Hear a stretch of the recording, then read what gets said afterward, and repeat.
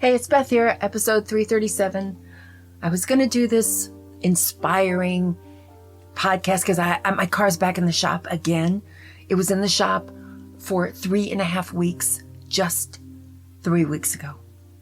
And I mean, it's a 1996 Jaguar convertible in white, XJS. You know how pretty that car is. I love it. I told my car mechanic, Ed, who loves me, I said, I'm going to be buried in this car. I just need a little more time. He takes care of me. Now it's my brake fluid. And just the day before yesterday, I almost had an accident and I turned my wheel really hard. I apologized to my car, but I think I blew a gasket or a hose or something. And I'm thinking if it's 3 more weeks of being marooned, I'm going to lose it because kid's car is a stick shift and I don't like it, especially going up a hill. I'm terrified of my foot on the clutch and all the things you have to do. It's horrible. So stuck marooned, really worried, was in a depression last night. I ate a lot. I drank a lot. I ate a lot. I got a good night's sleep. I feel better, but not good. So I was going to do an inspirational podcast for myself, mostly about how to find new things and comforting things and inspiring things and people jumping out of, off buildings like Superman and out of planes and exercising and running and I don't know, doing things they wanted to do when they were younger. I did all the things I wanted to do when I was younger. I just want my car back. So I'm not inspired. I couldn't find anything that really worked. And so I thought I'll just try to find some funny stories and see if we can laugh. Maybe I'll laugh. Maybe you'll laugh. It's, the best medicine, better than running, much better than eating well or kale. So anyway, I've got this one. It's cute. Fred turned 80 and he was in pretty good health. Goes to his doctor and he says, do you think I'm going to make it to 100? The doctor goes, do you eat thick red meat? Do you exercise? He says, yeah, I play golf. Do you gamble? No, I don't gamble. Do you drive fast cars? No, I don't drive fast cars. I don't do anything. That's bad.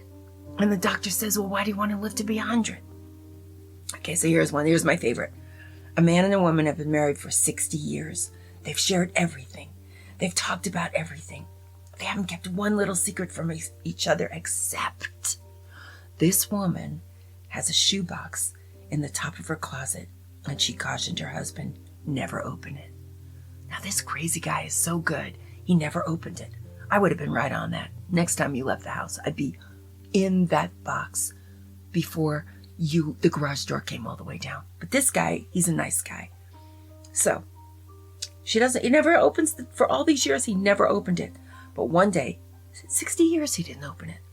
One day, the little old lady got very sick and she didn't think she was going to recover.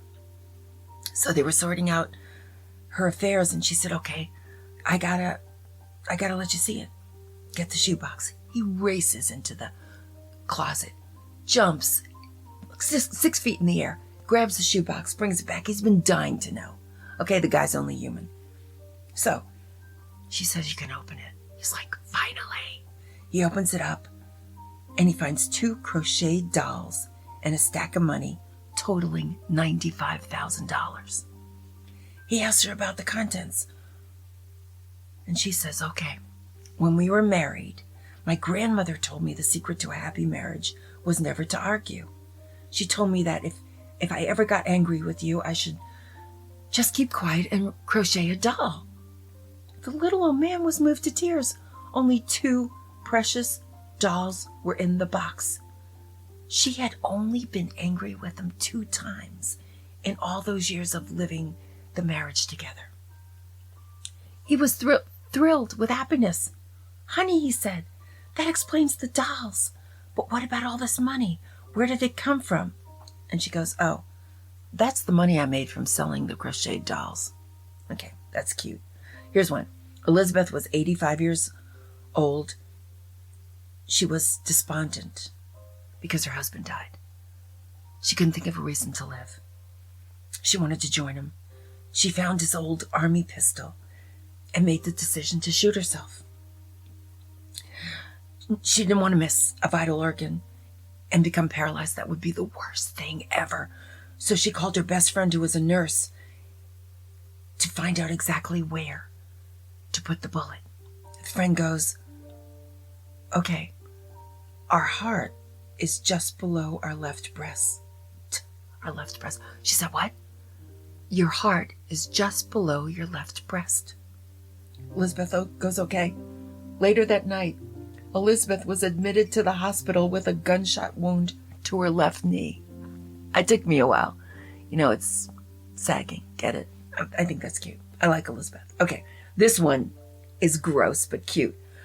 A tour bus driver is driving with a busload of seniors, right, down the highway when he's tapped on the shoulder by an old lady. She offers him a handful of peanuts, which he gratefully munches up. 15 minutes later, she taps him on the shoulder again and hands him more peanuts. She repeats this 4 more times. When she is about to hand him another batch of peanuts, the guy goes, why don't you eat the peanuts yourself? A little old lady goes, well, we're sitting back there and we can't chew. We can't chew them because we have no teeth. The puzzled driver says, why did you buy them then? The little old lady says, we just love the chocolate that surrounds them. Ew! Chocolate-covered peanuts. That is cute. Okay, I can take it. I mean, it's a little insulting, but it's funny. Okay, here's a cute one. An old man was grocery shopping with his grandson. The toddler was crying and at times screaming at the top of his lungs. As the old gentleman walked up and down the aisles, people could hear him speaking in a soft voice. We are almost done, Albert. Try not to cry. Albert, life will get better. Albert, just relax. As he approached the checkout stand, he carefully brushed the toddler's tears from his eyes and said again, try not to cry, Albert. We'll be home soon. As he was paying the cashier, the toddler continued to cry and scream. A young lady behind them said, sir, I think it's so wonderful how sweet you are and how nice you are to your little Albert. The gentleman blinked his eyes a couple of times before saying, my grandson's name is John. I'm Albert. It's cute. Okay. An elderly man went into confession. Father, I'm 80 years old, married, 4 kids, 11 grandchildren. Last night I had an affair with a 21-year-old woman. We did it twice. The priest says, my son, when was the last time you were in confession? I've never seen you. The old man goes, never, Father, I'm Jewish. So then why are you telling me about this? The man goes, are you kidding? I'm telling everybody about this. Okay, so then there's one more. Patty was driving down the street in a sweat because he had an important meeting and he couldn't find a parking space. Looking up to heaven, he said, Lord, take pity on me. If you find me a parking space, I'll go to Mass every Sunday for the rest of my life and give up my Irish whiskey. Miraculously, a parking space appeared. Patty looked up again and said, never mind, Lord, I found one myself. Okay, so this, I don't know if you ever watched this TV show, Hollywood Squares, but Paul Lynde was very funny.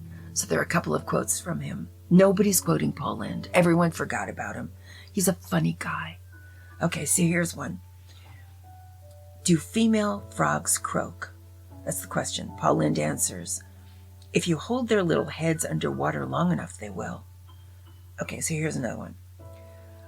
True or false? A pea can last as long as 50 years. Paul goes, boy, it sure seems that way anyway. Most of the time. Okay, here's another one. According to Cosmo, if you meet a stranger, remember Cosmopolitan magazine? So this does go back to the 80s. I feel like I'm right there.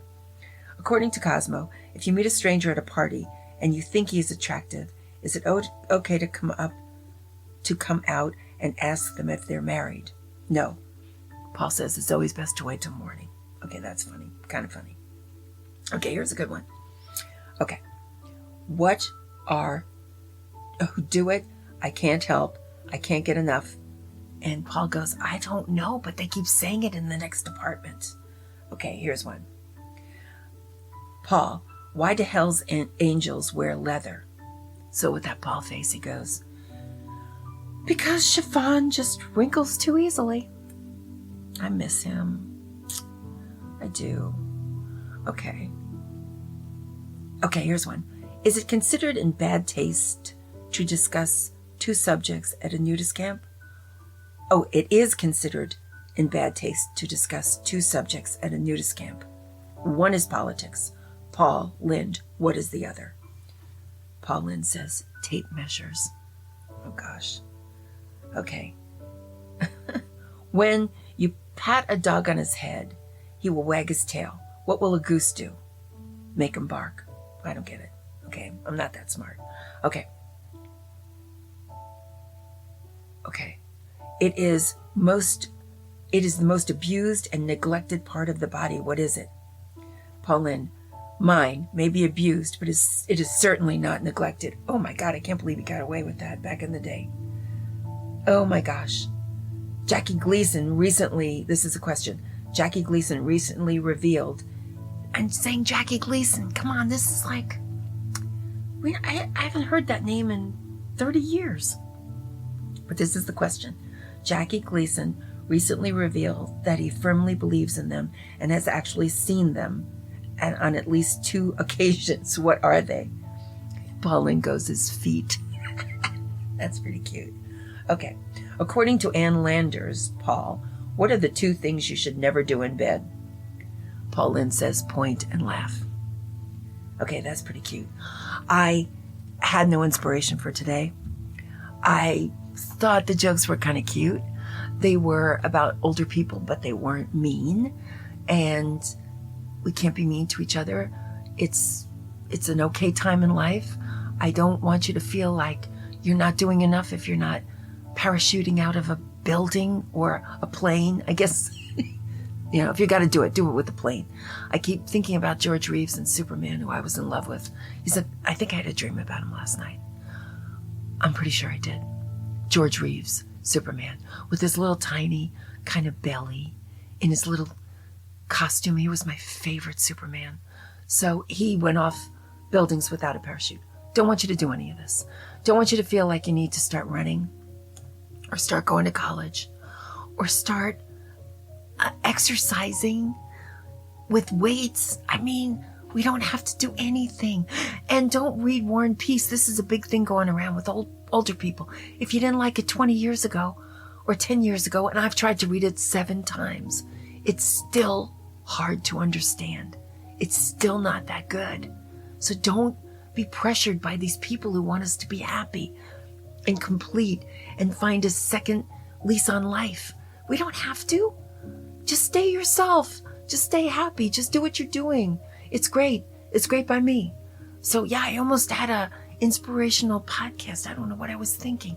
I'm sorry. I'm glad I caught myself. Let's just enjoy. Enjoy what you can. Enjoy when you can. And whatever you're doing is great with me. I just hope your car's working. So keep your fingers crossed for me today when Ed calls me back and tells me my future, which is either 3 weeks in solitary confinement, although kids here, but I want to go out. I want to go to the movies. I want to see Downton Abbey, and he doesn't want to go. It's like that. And shopping, and I just want to be a girl. I just want to go out. So I could be 3 weeks. It's going to get worse. The podcasts are going to get worse if I don't get out of here, if I don't drive my car. So, and I'm not driving much. I'm driving a little, but I am driving. So wish me luck with Ed today. I feel like the phone call is going to come any moment, and I'm going to find out my fate. Just wish me luck that they just fill up this brake fluid thing and let me back on the road. I'm trying to stay sane. You try to stay sane. Stay away from Kale, and I will be back. Bye-bye.